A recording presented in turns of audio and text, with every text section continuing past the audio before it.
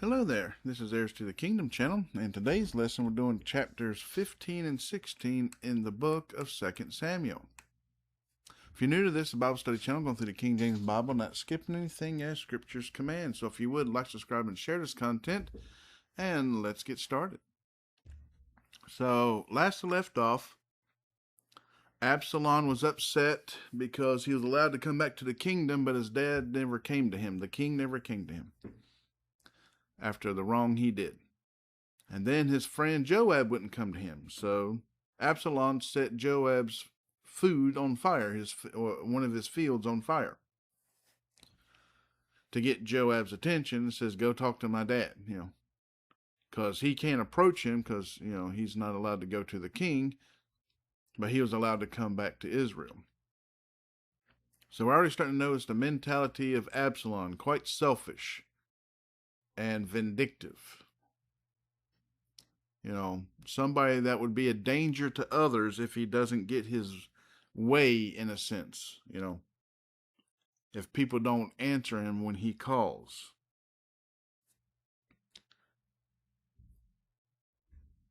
So Joab does it. Then the king calls for Absalom. Absalom shows up, and King David hugged and kissed his son Absalom. Now we're into chapter 15. And it came to pass after this that Absalom prepared him chariots and horses and 50 men to run before him. And Absalom rose up early and stood beside the way of the gate. And it was so that when any man that had a controversy came to the king for judgment, then Absalom called unto him and said, Of what city art thou? And he said, Thy servant is one of the tribes of Israel. And Absalom said unto him, See, thy matters are good and right, but there is no man deputed of the king to hear thee. So what he's doing is putting himself between the people and King David. He's getting people to trust in him to be the judge. The king does this. It's still part of the job of the king is to be the judge over the people on matters. So King David had a lot on his plate, and then he had all these wives and concubines and children with them, adding more problems to his plate. So you never want to overextend yourself in life because it makes things quite crappy. So you're not supposed to do any more than you can handle. We know this from Jesus when he says to live a meek, humble life. There's a purpose for that, so you don't have too much stuff in your life that's going to cause problems. But let's continue on here. Verse 4, Absalom said, Moreover, oh, that I were made judge in the land, that every man which hath any suit or cause might come unto me, and I would do him justice. And it was so that, when any man came nigh to him to do him obeisance, he put forth his hand and took him and kissed him. And on this manner did Absalom to all Israel that came to the king for judgment. So Absalom stole the hearts of the men of Israel. And it came to pass after 40 years that Absalom said unto the king, I pray thee, let me go and pay my vow which I have vowed unto the Lord in Hebron. Now, he's been doing this for 40 years. So Absalom's quite patient, it seems. Verse 8, For thy servant vowed a vow while I abode in Geshur, in Syria, saying, If the Lord shall bring me again indeed to Jerusalem, then I will serve the Lord. And the king said unto him, Go in peace. So he arose and went to Hebron. But Absalom sent spies throughout all the tribes of Israel, saying, As soon as ye hear the sound of the trumpet, then ye shall say, Absalom reigneth in Hebron. And with Absalom went 200 men out of Jerusalem that were called, and they went in their simplicity, and they knew not anything. And Absalom sent for Ahithophel, the Gilonite, David's counselor, from his city even from Gilo, while he offered sacrifices. And the conspiracy was strong, for the people increased continually with Absalom. And there came a messenger to David, saying, the hearts of the men of Israel are after Absalom. Now, this happens throughout kingdoms today, or countries, whatever else. You have some people going out there behind closed doors getting loyalties of a bunch of other people, so they can tell, oh yeah, we got all these other people agree that I'm in charge, so that they can be in charge. They just want something that's not given to them. Nor have they earned or anything else. They like to steal things. But countries have been swayed to different families and everything else of royalty many times because of this very tactic.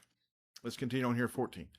And David said unto all his servants that were with him at Jerusalem, arise and let us flee, for we shall not else escape from Absalom. Make speed to depart, lest he overtakes us suddenly and bring evil upon us and smite the city with the edge of the sword. And the king's servants said unto the king, behold, thy servants are ready to do whatsoever my lord, the king shall appoint. Main thing is, King David does not want to go against his own son. It's just like the other time when he didn't do anything to the son that, hurt Absalom's sister, that defiled her. Well, that's, Amnon. And he didn't do anything about that either. So here it is again. He's not going to do much of anything about it. He's just going to go away and pretty much let whatever happens, happen. Pretty much, in the Lord's hand type thing. Let's continue on here, 16. And the king went forth and all his household after him, and the king left 10 women which were concubines to keep the house. And the king went forth and all the people after him, and tarried in a place that was far off. And I was talking about before how Absalom slept with, bedded King David's wives and concubines, but his own. So here it is. Okay, so it's just going to be the 10 women that was left. I knew it was going to be, I didn't know it was just 10 of them, but still, it's still one too many, but 18. And all the servants passed on beside him, and all the Cherethites, and all the Pelethites, and all the Gittites, 600 men which came after him from Gath, passed on before the king. Now, clearly, King David's got the knowledge. Now, he's old now. This has been 40 years now. Absalom knows his dad is too old to be swinging swords and this, that, and the other. But he's got men, valiant men, that would fight for him. They have tactics. They have knowledge. They've been at war many decades. But he doesn't want to hurt innocent people who are just, they're taken by deceit. Anyway, so let's continue on here, verse 19. Then said the king to Ittai, that's a hard one to say, Ittai, the Gittite, wherefore goest thou also with us? Return to thy place and abide with the king, for thou art the stranger. Sorry about this. Can redo 19. Then said the king to Ittai, the Gittite, wherefore goest thou also with us? Return to thy place and abide with the king, for thou art a stranger and also in exile. Whereas thou camest but yesterday, should I this day make thee go up and down with us, seeing I go whither I may? Return thou and take back thy brethren, mercy and truth be with thee.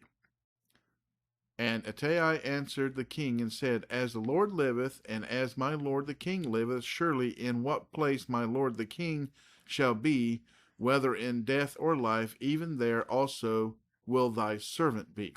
And David said to Ittai, go and pass over. And Ittai the Gittite passed over, and all his men, and all the little ones that were with him. And all the country wept with a loud voice, and all the people passed over. The king also himself passed over the brook Kidron, and all the people passed over toward the way of the wilderness. And lo, Zadok also and all the Levites were with him, bearing the ark of the covenant of God. And they set down the ark of God, and Abiathar went up until all the people had done passing out of the city. And the king said unto Zadok, Carry back the ark of God into the city. If I shall find favor in the eyes of the Lord, he will bring me again and show me both it and his habitation. But if he thus say, I have no delight in thee, behold, here am I, let him do to me as seemeth good unto him. The king said also unto Zadok the priest, Art not thou a seer? Return into the city in peace, and your 2 sons with you, Ahimaaz thy son, and Jonathan the son of Abiathar. See, I will tarry in the plain of the wilderness until there come word from you to certify me. Zadok therefore and Abiathar carried the ark of God again to Jerusalem, and they tarried there. And David went up by the ascent of Mount Olivet, and wept as he went up, and had his head covered, and he went barefoot. And all the people that were with him covered every man his head, and they went up weeping as they went up. And one told David, saying, Ahithophel is among the conspirators with Absalom. And David said, O Lord, I pray thee, turn the counsel of Ahithophel into foolishness.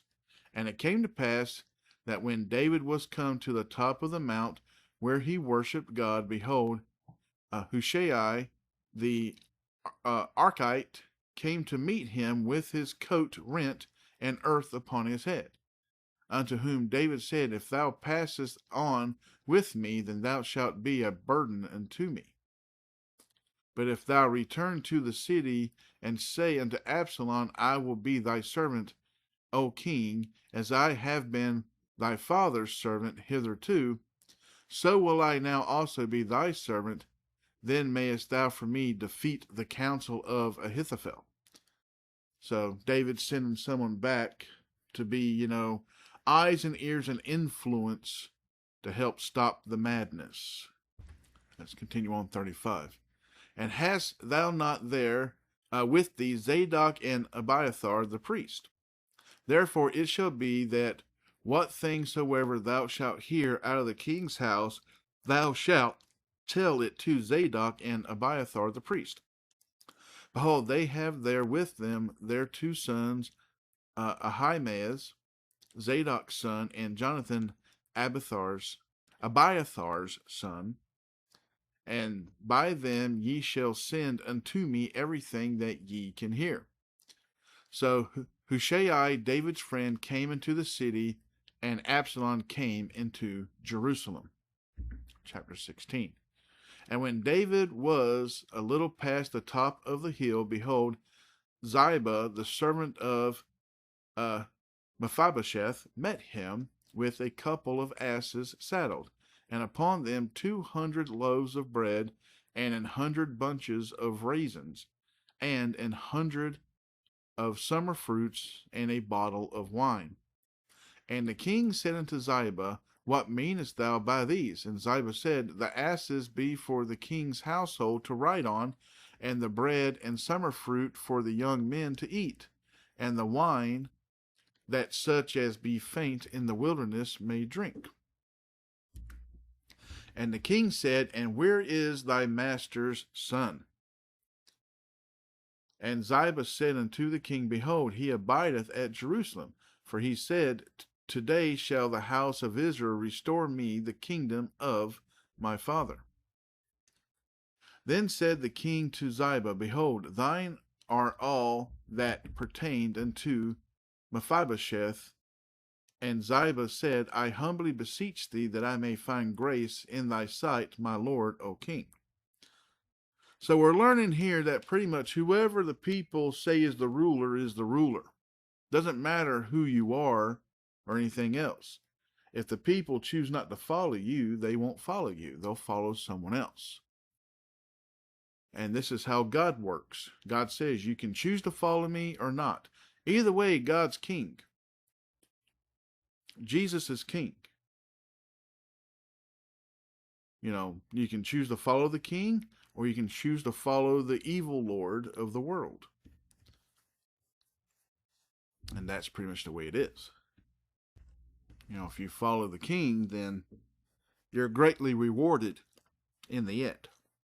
When you follow the world, you'll be greatly punished. But let's continue on here.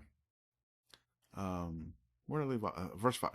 And when King David came to Bahurim, behold, thence came out a man of the family of the house of Saul, whose name was Shimei, the son of Gera. He came forth and cursed still as he came. And he cast stones at David and all the servants of King David, and all the people and all the mighty men were on his right hand and on his left. Brave person, one person casting stones at an army. You know, a group of soldiers that, yeah. But let's continue on here, 7.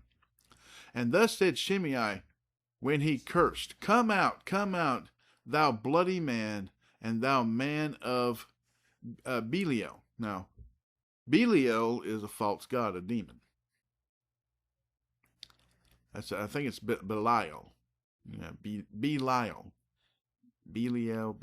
whichever. A bad demon. Verse 8. The Lord hath returned upon thee all the blood of the house of Saul, in whose stead thou hast reigned. And the Lord hath delivered the kingdom into the hand of Absalom thy son. And behold, thou art taken in thy mischief, because thou art a bloody man. So there's a person, of course, that blames David for what God chose. A lot of people still do this today. When people live by Scripture and preach Scripture, they blame the person, not the author of the Scripture. You know, God chose a different king. And of course, this person, I'm not going to blame God, I'll blame this person. You know, but that's the way a lot of people are. Verse 9. Then said Abishai, the son of Zeruiah, let me see if I'm saying that right. I think Zeruiah is how probably be best to pronounce it. For such a few letters, it is a long name to say. Zeruiah. Continue on here. Unto the king. Why should this dead dog curse my lord the king?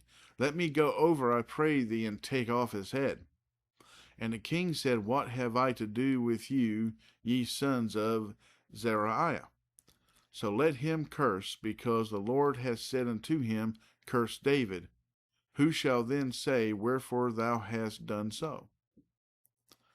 See, David's remembering this curse brought upon him, that his neighbor will have his wives. You know, he's still, the punishment still, part of the punishment still coming for, you know, committing adultery and murder with Bathsheba and Uriah, her husband. It's been, I think, 40, definitely over 40, probably 50 years. But God's a man of his word. He's God. He says it will come, and it's going to be so. So let's continue on here. Verse 11. And David said to Abishai and to all his servants, behold, my son, which came forth of my bowels, seeketh my life. How much more now may this Benjamite do it? Let him alone, and let him curse, for the Lord hath bidden him. It may be that the Lord will look on mine affliction, and that the Lord will requite me good for his cursing this day. And as David and his men went by the way, Shimei went along on the hillside over against him, and cursed as he went, and threw stones at him, and cast dust. And the king and all the people that were with him came weary and refreshed themselves there. And Absalom and all the people, the men of Israel, came to Jerusalem, and Ahithophel with him. And it came to pass when Hushai the Archite, David's friend, was come unto Absalom, that Hushai said unto Absalom, God save the king, God save the king. And Absalom said to Hushai, Is this thy kindness to thy friend? Why wentest thou not with thy friend? And Hushai said unto Absalom, Nay, but whom the Lord and this people and all the men of Israel chose, his will I be, and with him will I abide. And again, whom should I serve? Should I not serve in the presence of his son? As I have served in thy father's presence, so will I be in thy presence. Then said Absalom to Ahithophel, Give counsel among you what we shall do. And Ahithophel said to Absalom, Go in unto thy father's concubines, which he hath left to keep the house. And all Israel shall hear, and that thou art abhorred of thy father. Then shall the hands of all that are with thee be strong. This is going to be the exact opposite effect, because now here's a man seeking the nakedness of his father's wives and concubines, the women of his father. So this is going to have a negative effect, because people are going to frown, are going to look down upon this more than anything. Not all, but people that know Scripture anyways will. Verse 22. So they spread Absalom a tent upon the top of the house, and Absalom went in unto his father's concubines in the sight of all Israel. He didn't do it in behind closed doors. They set up a tent on top of the house, and he did it so everybody could see that 2 went in and 2 went out. And then he took another woman in, and whatever. Yeah, Absalom's turn. The Satan's filling his heart more and more to do more and more evil. And first of all, he's not being honest. He's harmed his brother. He committed murder to his brother. He burnt his friend's field. He desired to be a prince still and not exiled. He wanted everybody to forgive everything he did, but, he keeps doing, the more bad things you do, the easier it is to do worse. That's been human nature, throughout. Anyways,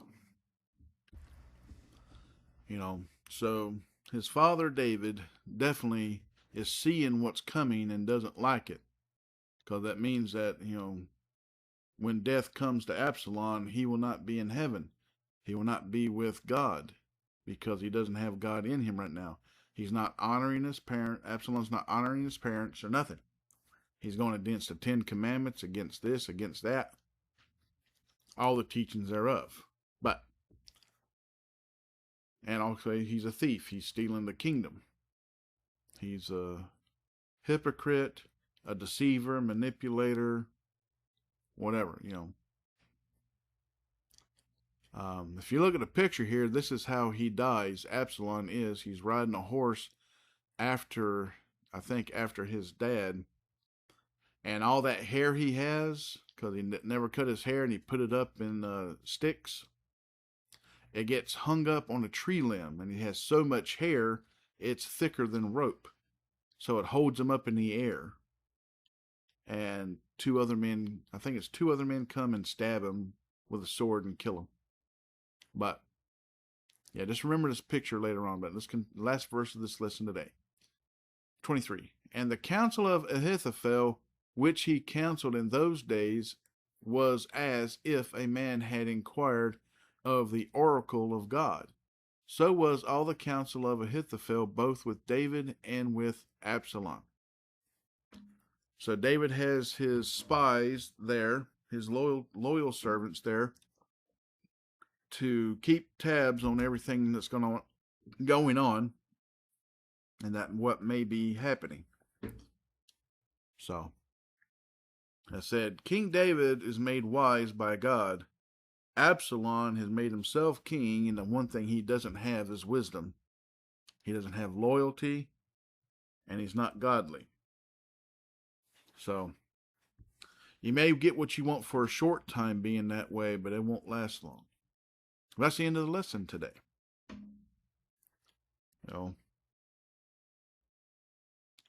And not much else to say about the lesson. Talked about everything during the part of it. So, pray. Don't forget to pray. We're commanded to never cease praying. There's always something to pray about. And women, you are commanded by scriptures to adorn a head covering while praying and prophesying. Somewhere along the line, since the church doesn't demand it, women quit doing it.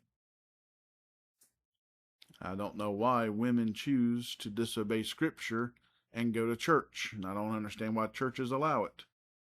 But that's between the leaders of the churches and the people in the churches. That's between them and God. There's always something to pray about. You men, you're not to adorn a head covering while praying and prophesying. But most of men don't, especially in church. Pray for the lost, found, yourself, others, all people, all nations, everywhere, everything. There's wars going on. There's famine going on.